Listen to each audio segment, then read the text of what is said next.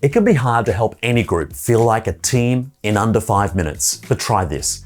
It's an activity I call Name Train, and it's all about connecting your team members to one another by just using their names.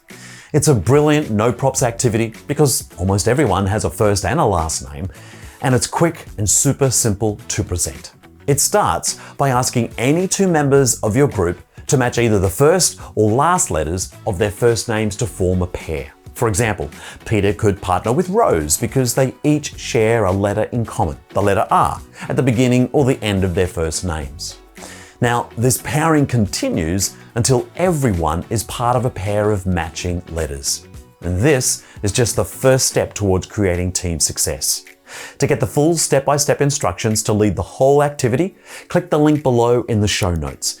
And if you like this idea, go ahead, hit the like button, and if you really like it, subscribe to our channel for more lazy facilitator tips and activity ideas.